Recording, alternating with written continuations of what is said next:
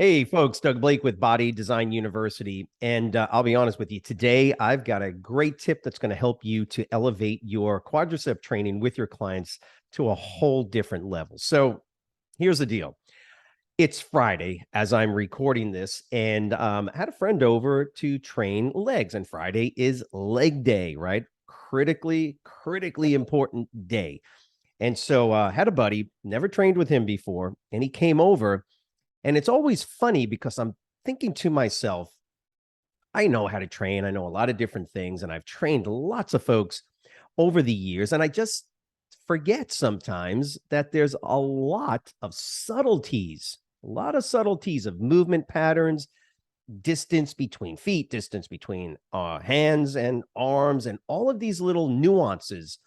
I usually call them precision based training scenarios. So, precision meaning just moving your finger a little bit here, a little bit there, moving a foot forward just a little bit, doing an offset. For instance, that precision level of training that I've done for many years, I forget it. Okay, so forgive me, I forget it. But here was the deal: I trained legs this morning, and my buddy and I were doing some lunges. Now, he hasn't trained a whole lot in a while, but he's a strong guy. And I said, let's just go ahead and do some lunges. And as we started to do them, I'm doing them the way I normally do them, and then I had him do hit. And it dawned on me as he started doing his lunges, he wasn't putting his feet far enough. One leg in front of the other, one leg behind the other.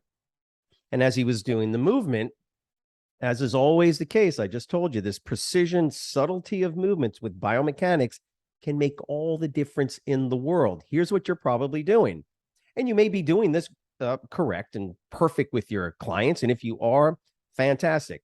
But here is the most critical tip you have to remember when doing lunges. If you really want to target the quadriceps, I do them stepping to the rear. I don't step to the front. I always step to the rear. So imagine I'm standing and I'm holding dumbbells.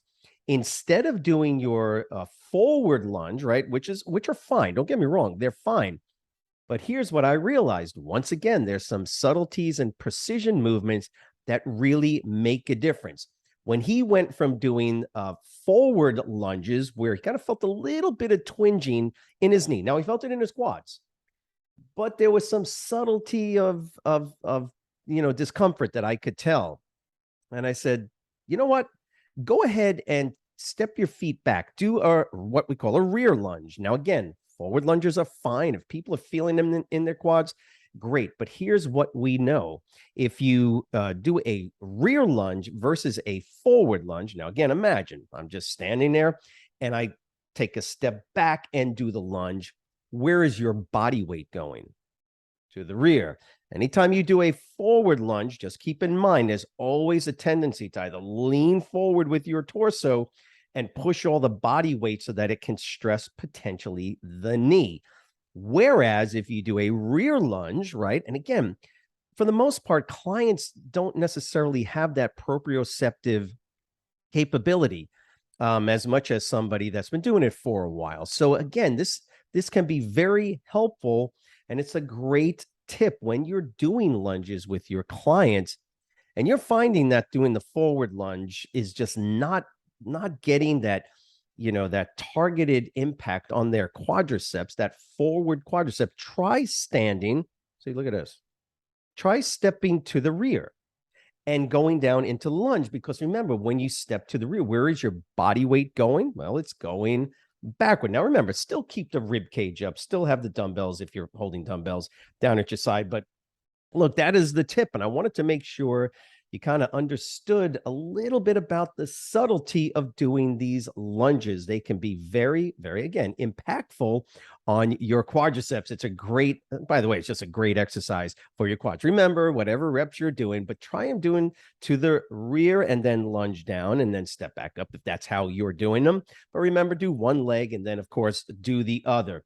Look, that is my tip for you for this week, and I hope it is helpful. Remember to subscribe, and ultimately, we want you to become an industry-leading personal trainer. We want you to get the best results for your clients. And if you do, look, if you do want to learn even more about some of these basic subtleties, but the precision type of biomechanics that we talk about here at Bodies on University, our live course is probably the best place you're going to find to get this information. If you look in the links below, you can go ahead and click on it and get more information. Folks, it's always a pleasure. If you have any comments, any questions, please go ahead and let us know. You all have a great weekend. Thanks.